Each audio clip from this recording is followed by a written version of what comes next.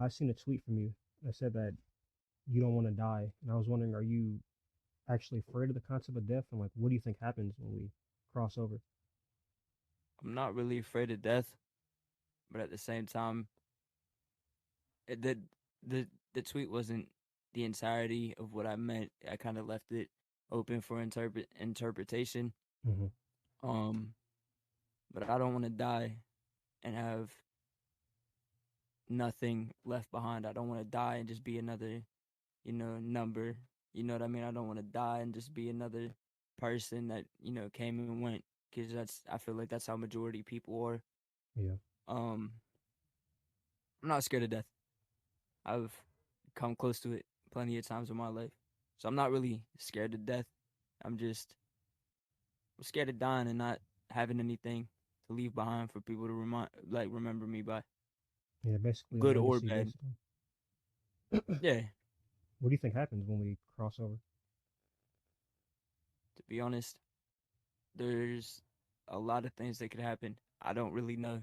I kind of am just gonna have to see if there is anything. You know what I mean? Like I don't know. Like I feel like it could be like how it was in like the Egyptian, ideology of it all, where it's like, you relive your life and then, you gotta balance out your heart before crossing over. Yeah, Or it could be the heaven and hell in like Christianity and Catholic and Judaism. It could be that. Could be a lot of different things. I really don't know. It could just be nothing. You could just man, fucking, you know what I mean? that's the scariest shit right there. Like the idea of like you passing away and there's being absolutely nothing, like just complete Yeah, blackness. You can't fucking move. You're not breathing. It's just you're nothing. Like you don't fucking just exist. nothing. Man, that's fucking scary. Do you think that? It'd be pretty crazy if that happened. Like if that's really how it happens, that'd be kind of crazy, especially since like growing up, like everybody has some sort of idea of what could happen after. Everybody's just like told stuff by people growing up. So if it is just absolutely nothing, that'd be a little fucking weird. Yeah, that'd be fucked. The only thing that's like close to being like kind of scary like that is probably the concept of hell. Really. I don't think the concept of hell is really that scary. I mean, if you deserve it, you deserve it. You know what I mean? Like that's how it is for me. It's like that's karma. Like if you do bad things will happen. If you do good things will happen. You know what I mean? So if you end up going to hell, that's just because you deserve that. But that's also very like intense and very uh over dramatic, I guess, consequence for everything that happens in your life. Because you know if there is one being, or if there's multiple beings that are considered God or gods, I think it's a little interesting that they would allow sin and then have a place like hell. You know what I mean? Hmm. I think that's the one thing that's I've never been able to understand. Yeah, this shit's a fucking mystery, man. This shit, I don't even know. Your answer kind of has me thinking of like super fucking deep because it's like, who's to say who deserves to go to hell and who doesn't? Like, what about the person that, did a whole Well, bunch of that's fuck my shit in their life and changed their life? that's kind of my point. That's kind of my point. It's a little hypocritical. Like if you think about it, you have people who are allowed to sin and who have the ability to sin, and then you have people who choose to do so and choose not to do so. Hmm. That's their choice, obviously. At the same time, though, if there is a heaven and a hell, why is it that there is a place for people to suffer for the rest of eternity because they had a choice, because they had the freedom to make a choice? You know what I mean? Like I feel like that's extremely hypocritical because it's like we're gonna allow you to do all this bad shit and then we're going to punish you for it, even though we've allowed you to do so. Man, And I just think that's interesting. Like people don't really think about it in that sense because if you're allowed to do these things, then why are you getting punished for them? If you weren't allowed to off rip, they wouldn't happen. It wouldn't be a concept. Sin would not be something that could enter the mind. fuck, this is, yeah. I don't know what the fuck I expected from your answer. Like, this is pretty in fucking depth. We're getting pretty fucking deep. But I hope that the afterlife is more so like heaven and hell, like a state of mind type of thing. Like because if Me, somebody's like super fucked up and sad and they're just down bad, like that's almost like hell in a sense. And if somebody's happy, they refer to that as paradise or heaven. So hopefully it's like that. eh, maybe I think me personally, I think there should not be a good or a bad side based on your choices in life. I think I think the afterlife should just be your concept of inner peace. If that is complete silence, then you are to be living the rest of your spiritual life in complete silence. If it's to be surrounded by people you love and care about, you know what I mean? That's what you'd get. If it's to be in a specific place at a specific time, you know what I mean? Like I feel like that would make more sense to let the soul rest in what their mind and body would consider inner peace, Hmm. rather than not having a choice. You either get something good or you get something bad, and you don't really have a choice because that was what happened in your life. That's not what your spirit chose. That's what your mind chose based on its surroundings. I don't think that's fair. No, it's really fucking not, man. We're gonna get even deeper. I got a tweet I'm gonna read from you, and I kind of want to get your thoughts on it. This tweet says, "As human beings, we are entirely made of energy. There is nothing more to us than energy. When we die, our energy is dispersed.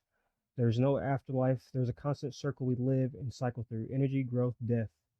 I was wondering, does that tweet still resonate with you, or like, could you think you could elaborate on it?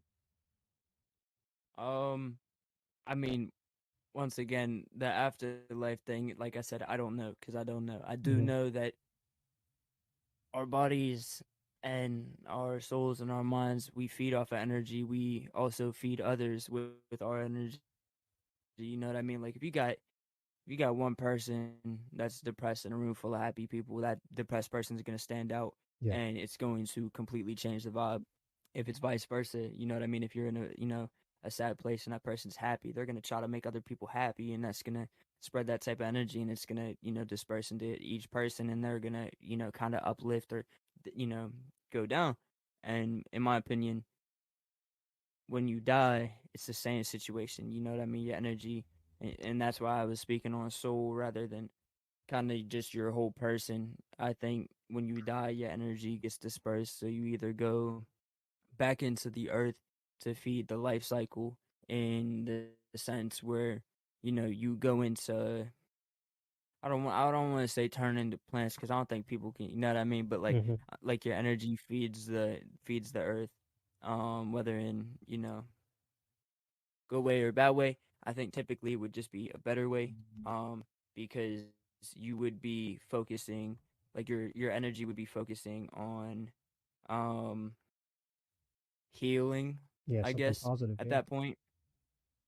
Um, but I like, to me, it's everything is kind of just, I've focused on a lot of things in a more of an energy sense. Like, you know, you have the positive and you have the negative. You know what I mean? Like you could you could completely base your perspective on somebody, um based off of their personality, but if you never truly understand their mind and you never truly understand what their mind in like in in its entirety is developing and thinking, I don't think you can truly understand what kind of is put out. I think at the same time people choose to look at the surface stuff and not focus on the person's energy that they're giving out or portraying, because I know a lot of people kind of just say and make it out that they're these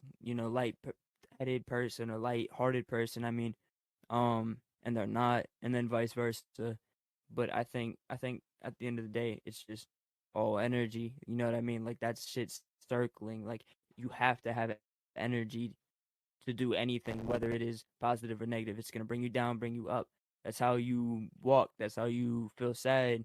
That's how you feel happy. That's how you do things. You know what I mean? Like just in general.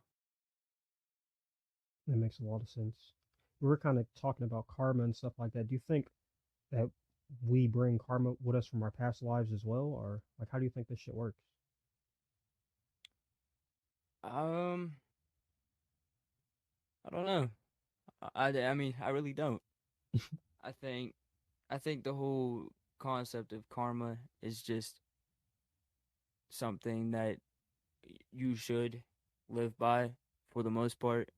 Um, because I think a lot of people don't really focus on it too much because it's like there are people who do bad things and good things happen to them. But then at the very end, you know what I mean, it bites them back. And there are people who do the right thing their whole life and are shot down and beat and all this stuff that just brings them down mentally or physically. And then, you know, as they progress mentally, better, you know, good things start to happen. It just takes more time. Do you Okay. Here we go. I swear to God, we're wasting time. See, you give me faith that everything be fine, but I'm losing my mind. And you say smell the roses, what happens, we'll be fine. Okay, I just hate the fact that we all wait to see